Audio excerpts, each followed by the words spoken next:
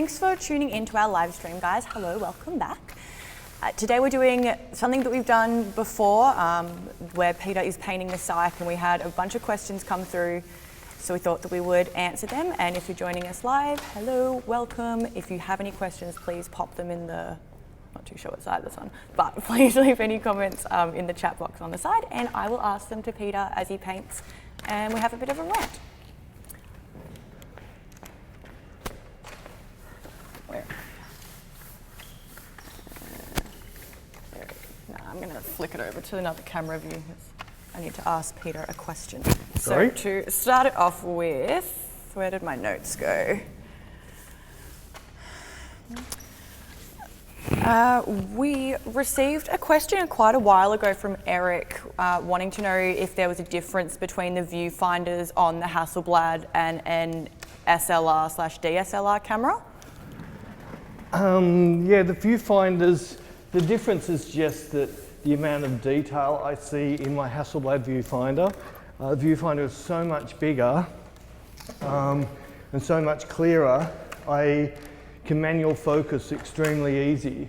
So one of the reasons I swapped from shooting with DSLRs like the Canon and went to mirrorless is because with 1.4 I could never accurately manually focus in a low light situation on my Canon, whereas I'd get about a 50 to 60% hit rate with my Hasselblad when I was shooting it wide open through a viewfinder, because I could actually see the catch lights in the eye and things like that that I needed to see.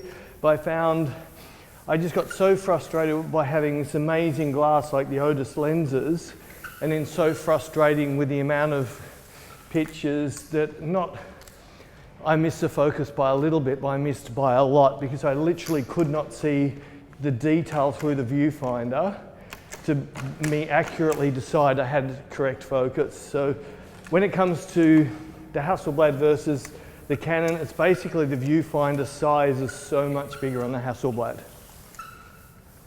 Sorry about my squeaky roller. This hasn't been painted for, I'd say 2.5 months, because we were overseas, and my roller hasn't been used for that length of time, so it's a bit squeaky. It's a bit like Beck.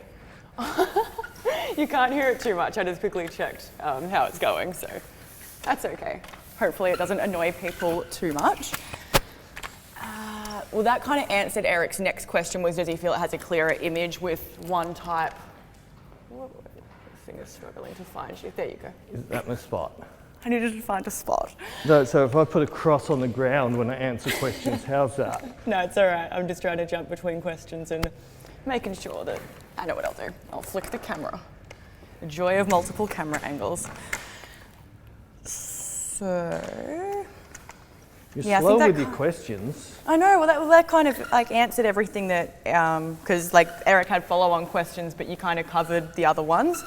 Then Billy sent us an email saying that he really liked the One Light YouTube video that we put up a little while ago. Thank you, Billy. And his question is, when you're moving around, does the model keep her body where it was to begin with and just move her head to follow you, or does she rotate her body to keep up with you? A little bit of both, because it's really the face that I'm really worried about with the light. The body, if I'm shooting fashion, I tend to prefer if the body sort of got the light coming across it a little bit, because it'll add detail to the fabrics and things like that, and then keep the head towards the light. But if I wanted a Rembrandt look, if I turn her to the light, I'm not going to get Rembrandt, so I do have to turn her away. But I find especially when I'm shooting, say, fashion or moving type work, I just use my hand. So as I turn around, just say, turn back to the light, or come and stop, then get her to pose at that point based on what I'm seeing from the previous exposure. So yeah, it's a bit of both. Things like that I don't even think about. I just shoot, and I'll quickly glance back at the screen and think, no, turn your head a little bit more, or I'll take a step a different way just to finalize the angle of how I want to shoot her compared to the light. When I'm just, I'll call it spray and pray, which I even do with the Hasselblad, even though I can only shoot 2 frames a second, sometimes I'll just quickly move around to force the model to follow me.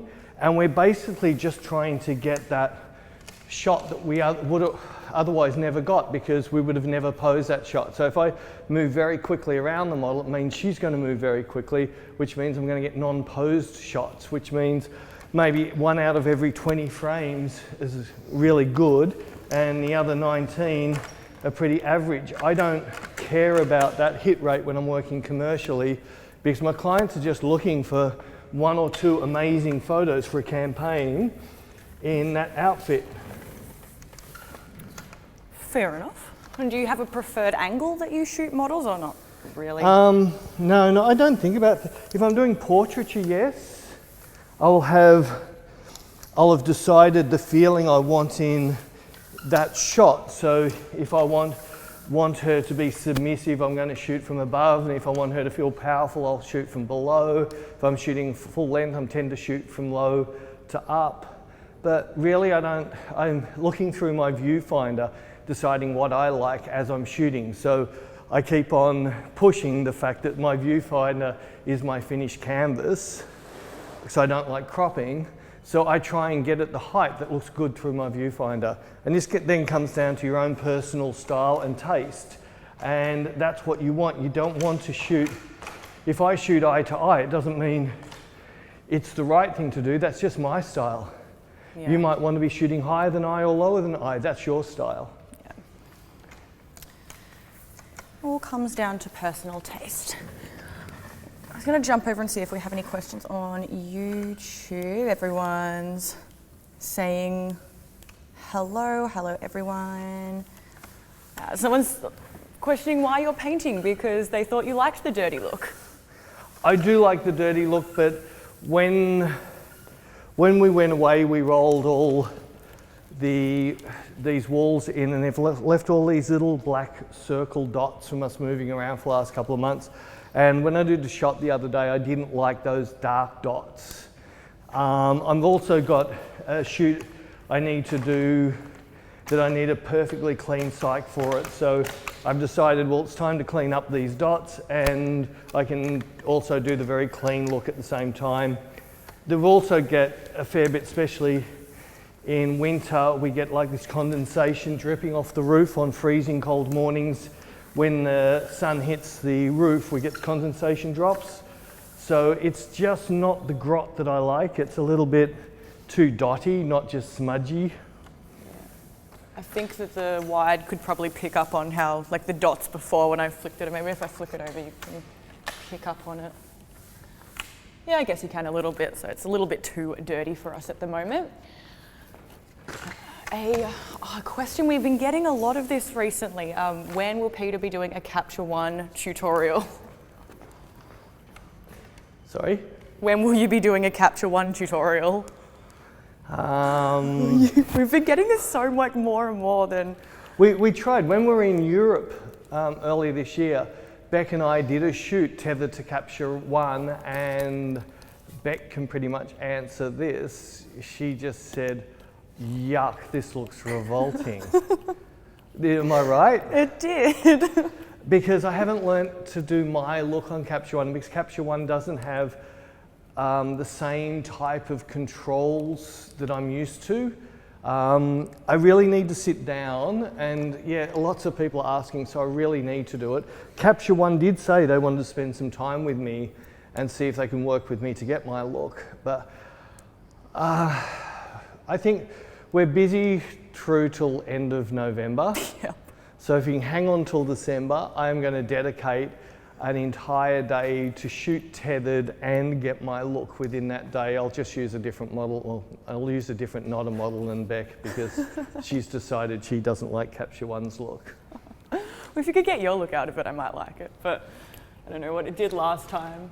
I used to shoot Capture One with Canon all the time, but we're talking over 12 years ago, and my own style and my own look has been refined and changed from there, and I've got so used to what I can do with Hasselblad focus.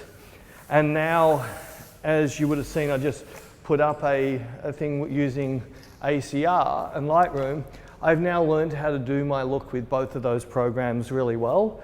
ACR, I have to do quite a bit more in Photoshop than what I do if I'm using Focus.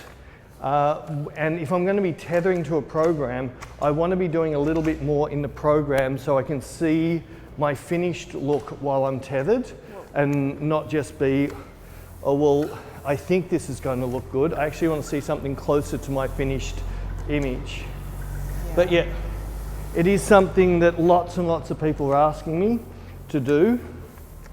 And yes, I will try and dedicate a day to do it, because I'm going to need a day of stuffing around, which means shooting tethered and then taking some of the shots into Photoshop to see if I can get my look out of the program. But at the moment I can't get my look, which means if I do something through Capture One, it doesn't look like my work. Yeah. Another question that another question we get a lot is, when are we going to hold workshops in South America? There's only so many hours in a day and only so many days in a week and so many weeks in a month and months in a year. At the moment, Beck and I are still traveling sort of 5-6 months a year. We just think about, how would you like to be sleeping in not your own bed for 6 months a year? It's not the funnest thing to do, even though it might sound great. Beck and I are working on next year's program at the moment, and we'll try and do something in South America. It is a little bit harder with South America, especially places like Brazil and that, because we don't have contacts on the ground. Yeah. It's very hard to find good studios that we can teach properly without having to work in studios where the lights don't work half the time. Yeah. I did Brazil and Sao Paulo and Rio de Janeiro about 5 or 6 years ago. And it was hard work because the studios I went into, the lights wouldn't even fire every time. So it's very hard for me to teach when I've got gear that's not working properly. But Beck really wants to go to Mexico and... I do really want to go to Mexico. Mexico and Brazil. So yeah, look, it is something we've got on our plans to do. It's just that unfortunately, we can only afford to do 3 trips a year, so we have to then drop something that might be a popular trip to something that we're not sure if it's even going to sell. Yeah. A bit of a random one. What kind of paint are you using? I'm using Dulux 101, so I don't know if you can buy Dulux around the world, but in Australia, they call it different. It used to be called 101. Put it to that which camera. One? That one. That one. Dulux, it's just a matte. So it's just a straight white matte interior. It gets dirty really, really quick, but anything that's a sheen or a low sheen means when you actually only light it with some light lights, your greys don't go grey, you'll get hot, shiny spots on it. So I stick to the matte and know that if I'm going to be working a lot on this cyc and need a clean cyc, I nearly need to paint it after every shoot. Yeah, it does get dirty pretty quickly. Someone has asked, what kind of floor is this? Is it wooden? How is it made seamless? All right, so this is, for this I just used a type of wood called Masonite. This is 5mm thick Masonite. Would I use it again? No. I'd most likely, the next time I build a cyc, or if I rebuild this site, I will do it with plywood. The Masonite gets affected a lot by moisture in air and temperature, and we have a bit of problems on our curves, especially when we transition from winter to summer. We have to rebog them up a little bit, but just basically something around 3 to 5mm sort of thickness of wood, something that you can curve up the curves. Frank, who was at our LA workshop, has asked, do you use the no pose approach for commercial fashion editorials also, or only for portrait shoots? Yep. I don't like, look, when I say no pose, I won't ever tell the model do this, do that, do that. I will tell them maybe turn a bit. Can you turn that way a little bit? Can you sit? Can you stand? Can you stand more stronger? Can you soften the picture down a bit? I'll do those very, move more, move. That's pretty much how I work, unless I have a client that's a watch campaign and they need the hand there to show the watch. I will get her to lock that in, or him to lock that in. Then they can move crazy around that as long as they keep their hand like that. But I really find, and I do this at most of the workshops I run, I pick on somebody, I look at everyone's feet, how they're standing, and I'll tell everybody, do not move. So it might be 15 people in a room, I say, do not move, just stop. And I'll look at the most awkward feet. And then I'll tell that person, don't move your feet, everybody else move your feet to copy that person's feet. Then every photographer says, yeah, that's really uncomfortable. But that wasn't uncomfortable for the photographer who had his feet, and he might have been saying like that, and for him that was comfortable, everybody else it's uncomfortable. So as soon as I start over-directing the model and making her hold her feet at certain angles and things like that, it's going to come back into their face. It's not how they really stand, so they're not going to look natural and free. Yes, and I don't know, Steve, it's just so obvious. Like, even I've done it before when I sometimes do it on workshops when you're like, you stand like that, I can even feel it. I'm like, oh, that's not comfortable in the slightest. Unrelated from posing, but why do you use your Sony more than your Hasselblad X1D? Love the files off the X1D, absolutely adore the files off the X1D. Because it's the same as my H6, it's exactly the same file. I find it shoots a little bit slower. I haven't played with the Mark II yet, so I can't talk about that. But the two things that three things that upset me a little bit. If I'm going to go mirrorless, I want all the features of mirrorless. So with the Sony, I can get the zebring to work like highlight alerts. I can basically get all the information coming my viewfinder. I can set my screen to black and white, so what I look through the viewfinder is black and white, it's not color. So I can get so much closer to the finished feel that I'm trying to get.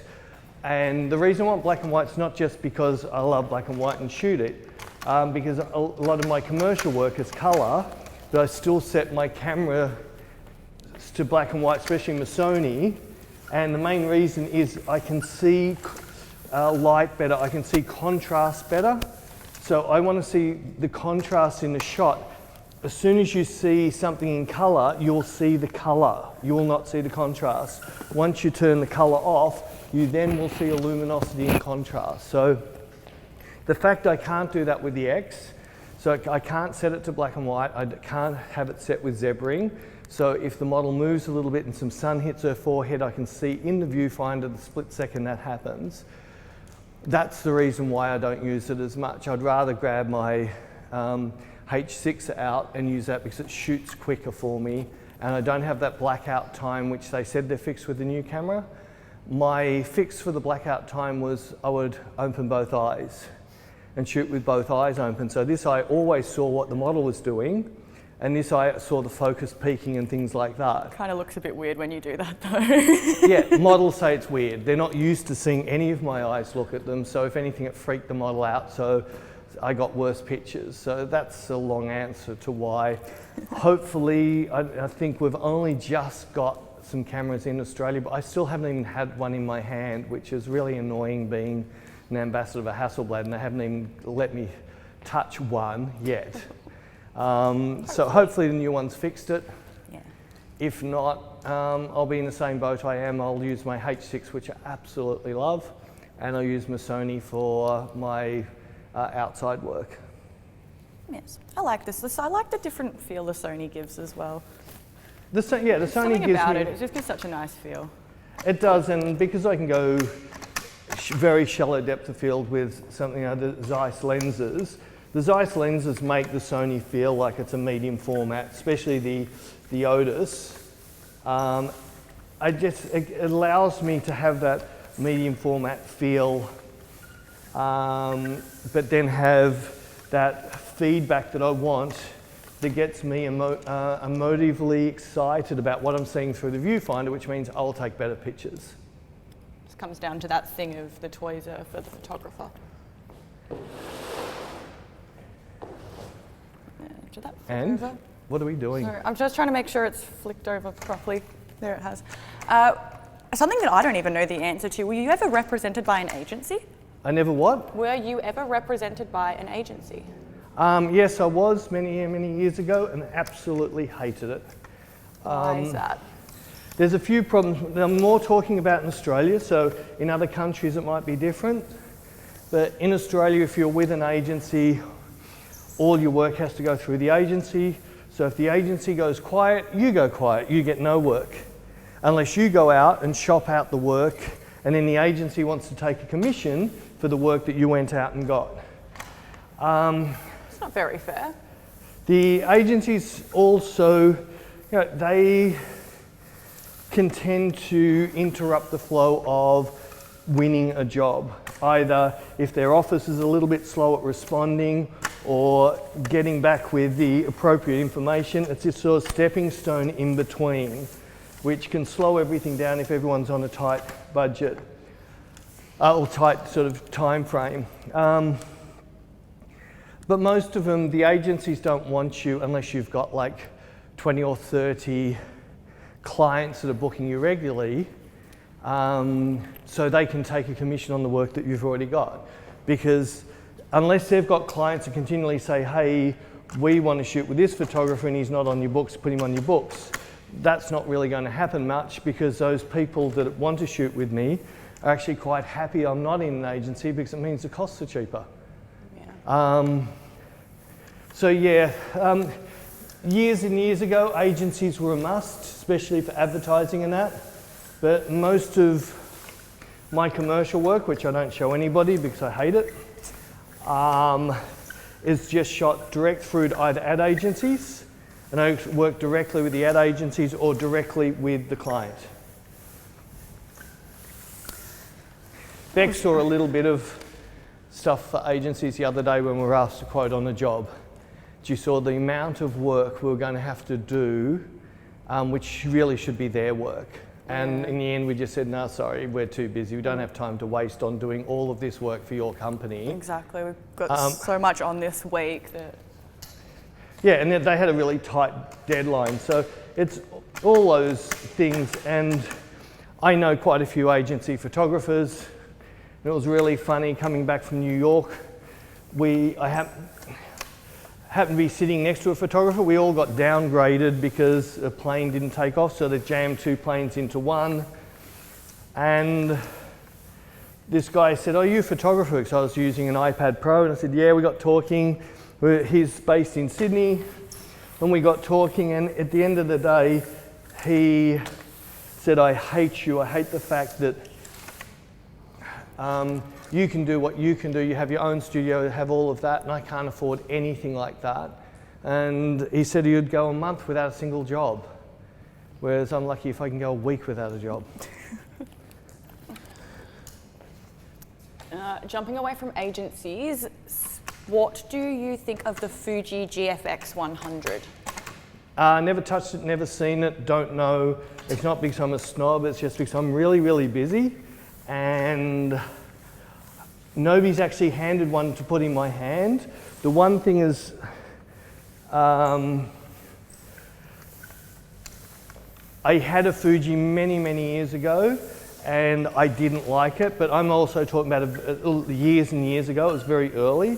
I just found that their knob system and that was alien to what I'm used to. But I'm sure things have changed since then, but I haven't touched a Canon in 10 years. I haven't touched a Nikon in 10 years. I haven't touched a Panasonic as long as I can remember. So it's one of those things that I don't just go out and pick up a camera and play with it.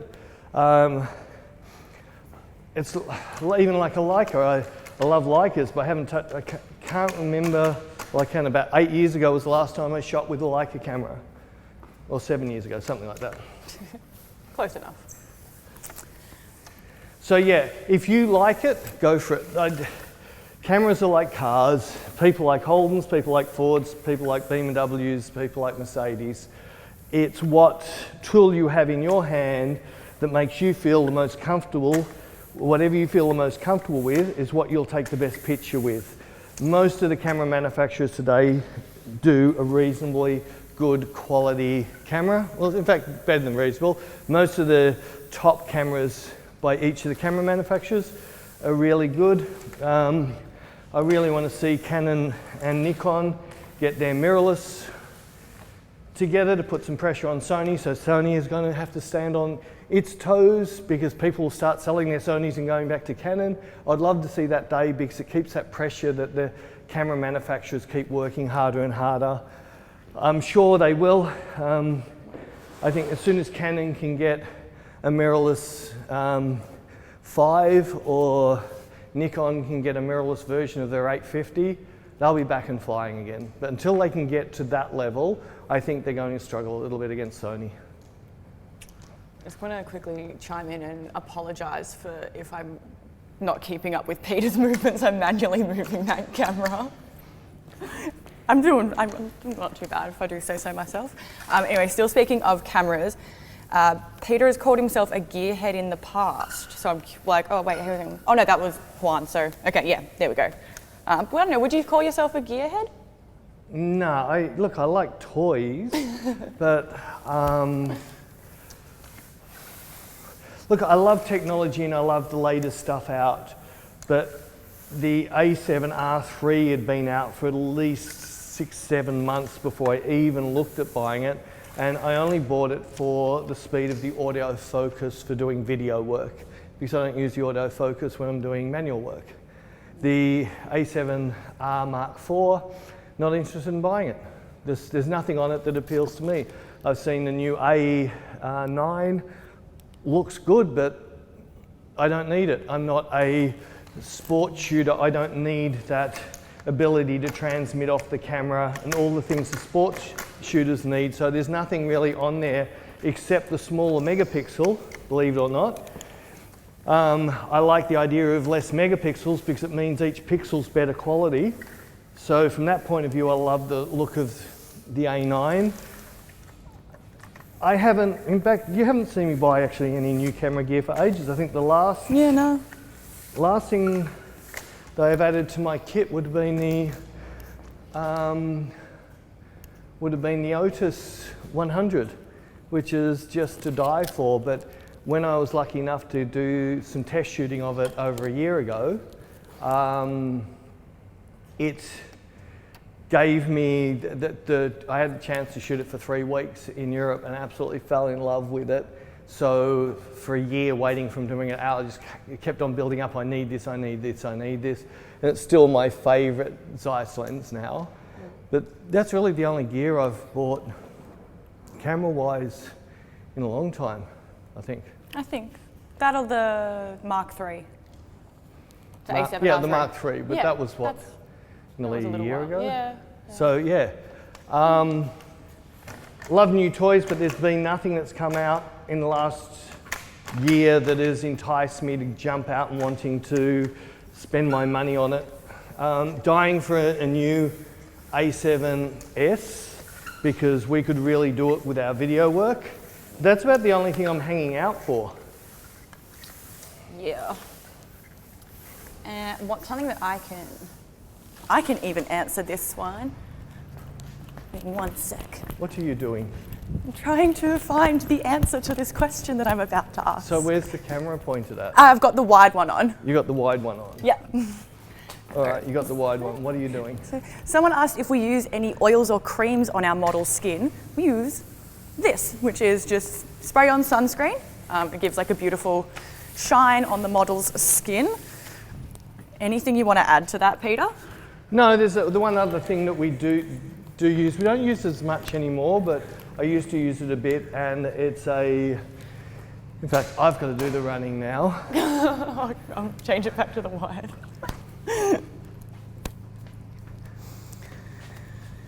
So this stuff here, I first got introduced to this through a latex company. Which camera are we working to? This one, the wide. Is this. Now it's the most expensive sex gel you can buy. I first got shown this through a latex company, so they used it to be able to get latex clothing on. But then we found with the overlap that came on skin, if you put it on really sheer, you got this amazing shimmer off the skin. And because it's got no petrochemicals in, you didn't get that rainbowing. So we found this really good. The smallest amount of this rubbed onto skin gets this amazing shine. but that's about a $400 bottle. Jesus. But this is also about 8 years old. So that's our use of it for 8 years. Not bad. Not bad, but it is embarrassing going into a sex shop saying I want a litre of this. They look at you a bit weird. I could imagine. So Beck has to buy it next time. Oh my gosh, thanks Peter.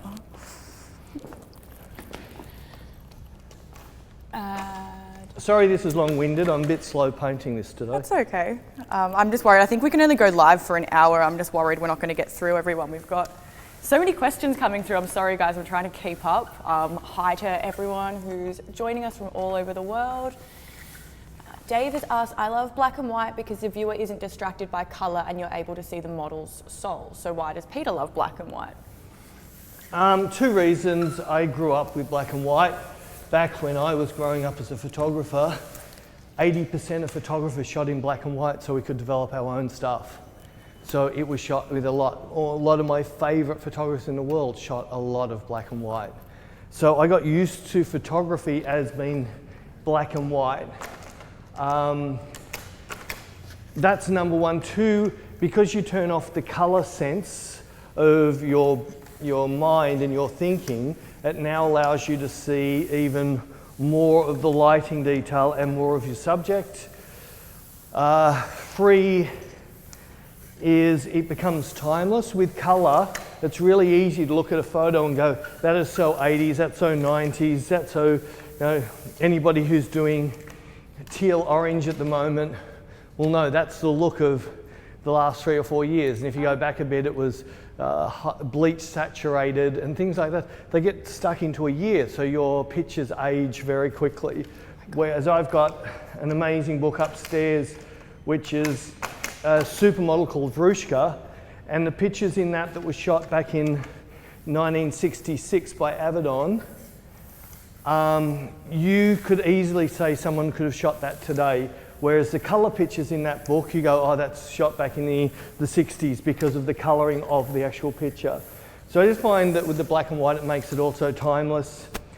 And the one other thing, but it's not the reason I shoot, but it also backs up with black and white photography, is what we see with our own eyes is what we see every day. So we get used to seeing something every single day. Beck, you're going to need to point what camera I need to talk to. Sorry. Just so if you ever turn around, just stick your hand up because I don't know which camera you got me on. Okay. So if I'm seeing this scene every single day, my eyes are used to it, I'll ignore it. But if someone did a macro of the textures on the wall, or someone did an aerial shot of the studio, or someone did a time lapse of the studio, things that you don't see with your eye tends to capture attention. And unless you're colorblind, which I've been accused of, but I'm not, unless you're colorblind, you see the world in color. So as soon as you see something black and white, you look at it differently because it's not what you see every day. I think I made a short answer long. I accidentally missed a question from Alan. Any tips for coaching first-time or beginner models? Sorry, Any tips for coaching first-time or beginner models? Yeah, look, don't look at yourself in the mirror. Never ever look at yourself in the mirror. Use the mirror to put makeup on. Don't use the mirror to see what your face looks like, because the second you stand in front of a mirror, you're going to change your face anyway. And when you turn up to a photo shoot, that's not the face that you're seeing in the mirror. Next thing is learn how to feel. Really, really good models and actors, it's feel. It's what comes from inside that comes out through your eyes. It's what happens when you stand stronger, put your hand in your pocket, your face will change because you feel different. It's so important if you want to get on billboards or you want to get into ad campaigns and all those big things, the thing you need to know is how to look real. And then be able to do expressions that people would say, oh my God, that's looking like she's looking at her favorite person in the world. To be able to get stuff to come out, which is a real representation of a human. As soon as you get in that selfie mode, or we call it the Macarena, you get your e-commerce dance going. You're basically a mannequin. Your days are numbered as a model because as soon as you hit 24, you're dumped. And if you're lucky, you might get to 26. But if you have an emotion in you and you get a feel about you, you should be able to go on forever. The one other thing for any female who wants to be a model, just remember who your end client is. Your end client is a female. So when you're modeling, 99% of the time what you're modeling is for females, not for males. So remember, whatever you're doing, make it look good for females. Don't worry about trying to make it look good for males, because males are really easy. Females are very hard, they're very critical on each other. So it's so important that you learn how to look really good for a female. Alrighty. Next, you're a bit slow. I'm trying to, I was trying to tell you to talk to that camera, but then you had your back to me, so then I didn't know what to do. Oh my God. I'll get there one day. Follow-up question regarding the agencies. When you're no longer signed, how did you find new work? It finds me. It's never been easier in the world to be a creative person. So you can be a singer, a songwriter, a band, an actor, a dancer, a videographer, a photographer. All this stuff that's at our fingertips today that was never at our fingertips when I grew up. When I was in a band, the only way we could get known is we needed to find a record label who would sign us, number one. Then the record label would assign a producer to you. They would change your sound. They needed to overproduce it. And then you record the record based on somebody else's idea of what you should sound like. Then they would send that off to a radio station, and the head programmer or marketing, the head of the program to the radio station would listen to 10 seconds of the song and go, nah, don't like it. That's the end of you as a band. You don't get a second chance. That's it, over and done with. Whereas now, as a musician or whatever, if you put your song up on SoundCloud or YouTube, or if you're a photographer, stick it on social media, but don't stick it on 500 pics. 500 pics are for photographers. It's not where ad agencies don't go there. Clients don't go to 500 pics. You need to put it on sites that get visited by the type of people that want to book you. So even Pinterest, you get some stuff up on Pinterest. Don't put watermarks on your pictures. Watermarks on your pictures will just say you're an amateur. People can find you. Google search will find you. If you put an image up, it'll show where that image came from on Google search. So just put yourself out there. Get a style. You'll never make a lot of money being a photocopier, which means being a jack of all trades and be able to do any type of lighting, because there's thousands of photographers out there that are really, really good and can do any lighting. They all are going, the only way you're going to get work is being the cheapest. If you can just shoot, learn the style that you like, learn your look, put your fingers in your ears and don't listen to any other photographer. Never ask for your work to be critiqued by anybody. Learn how to take photos for yourself and then show the world your photos, and allow yourself about 10 years to get found. It's not going to happen overnight. So just allow some time to get found. I used to rehearse in studios with bands like In Excess and that, and they were just a garage band. And I think they'd been around for 3 or 5 years through the rehearsal things and then into pub bands before they really got any real success. It takes time. We get one-hit wonders pop up, but do you want to be a one-hit wonder and do one good shoot and then never used again? That one. Now it's that one. Now I'm about to flip it over. There we go. I'm nearly finished. I know. We've still got heaps of questions. What beer do you feel most comfortable in your hands? I think. Sorry, what? What beer do you feel most comfortable with in your hands? Corona. Only because I can drink Corona all day and I won't get drunk. I actually don't like being drunk. It's a nice light beer. I love Mexican food. I love Mexico, even though I've never been there. Yeah, Corona by far. Sure. Do you still work for any Melbourne agencies like Giant, Chadwick, Brazen, etc.? Well, when you say work for, they agencies, especially Australian agencies, won't book photographers. They, you test shoot. Beck and I are forever looking for models for projects as well as models to test. It's really important that you always test. If you're a model or a photographer, the only way you're going to get your work out there is if you do testing or like TFP, because like I said, my commercial work I don't show anybody because I actually don't like the fact that this is really cool and the art director goes, oh, can we put angel rings on her? And I go, yuck, it's not my work anymore. So I want people to book me to do what I do. So I always try and allow 1 day or half a day a week, say one shoot a week at least, of me shooting my stuff to show the world what I do. Did I answer that question? Yeah, I think. Yeah, you think so? I'd say so. Do we accept interns as photographer assistants? It's unfortunately really hard with our travel schedule. So we are a little bit of a two-man show for the most part. In certain industries, like in law, in I think medicine, in America, in film, in television, in photography, interns is quite a big deal. An intern does not get paid. In Australia, everyone says, oh no, that's just a rip-off, they're using me. Well, at the end of the day, if you come into my studio, the very first day you don't know where anything is. So the very first day you didn't help me at all. If anything, you slowed me down. It's going to take me 2 or 3 or 4 weeks for you to even know where everything is. So when I say, can you grab me this, that you actually know where it is.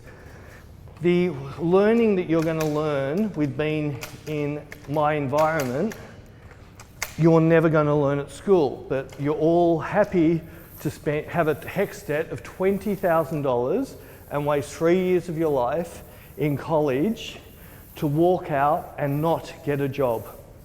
Because I won't say wouldn't, but it's very low chance that I am going to ever employ someone out of college because they've been taught by people who don't work in the industry. So you're not being taught anything that I need you to know, which means I have to reteach you. The other thing is you've come out thinking you're a photographer, and you could be, but you're not going to be happy.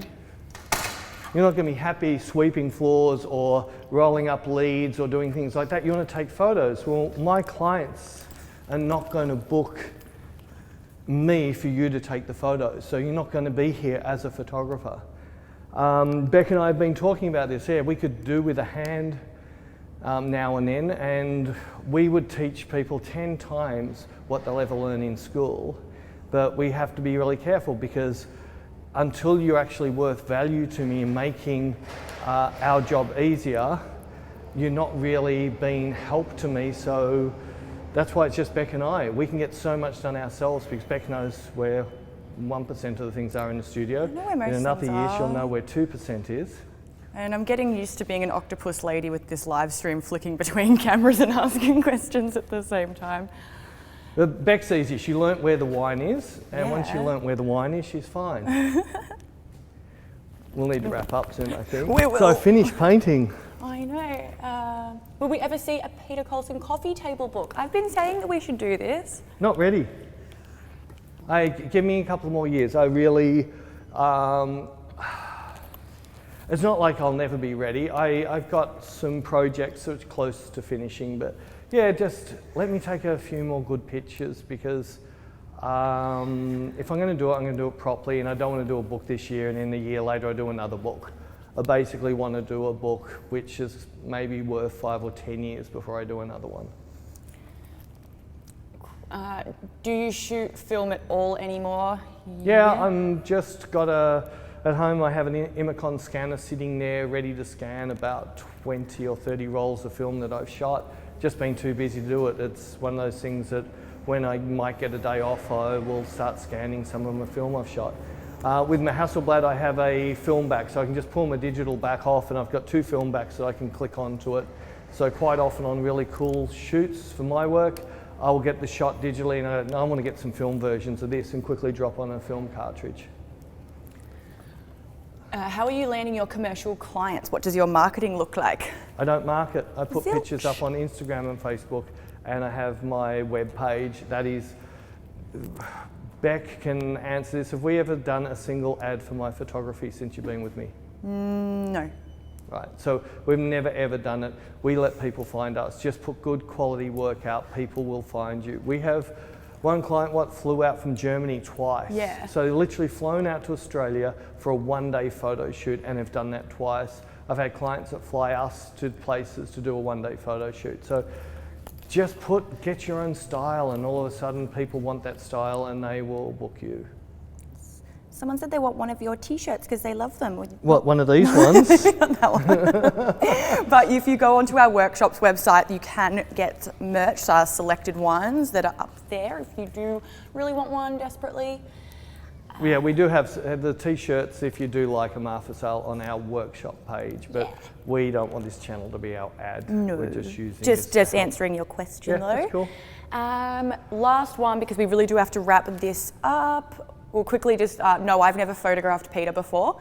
And the last one for Peter is someone noticed you were using an LED on an outdoor night shoot. Is the Roto light a good choice? Yeah, look, I like the Roto. I like the Neo 1, the Neo 2 is good. I think they've got a new one coming out. I haven't touched it. There's another couple of LED lights I've played with, which is cool. I know the ProPhoto B10 is a little bit heavier than that, but with that you've got an awesome flashlight as well as a really good LED light, which has got a much bigger color spectrum. The color I can dial in there is like twice the range. I think the Neo 3, I don't know if they're calling it's going to be RGB color, but yeah, but you need to use its subtlety. You want to try and just back it off a little bit so it just feels like street light coming from a nice direction rather than a flashlight. There you go. Well, my RX died, so I can't do my wrap up over there, so I have to cover over here. So do you know if you're big enough in shot? I'm pretty sure, because we're about the same height and you were in shot, so I'd say so. I hope so. Did you notice the beautiful blue tinge on her neck? I dyed my hair blue and it's leaking all over me. So. Whoops. Anyways, we've got to wrap this up and get back to doing work. But thank you guys for tuning in. If you do have any more comments, please leave them below and we will get to them.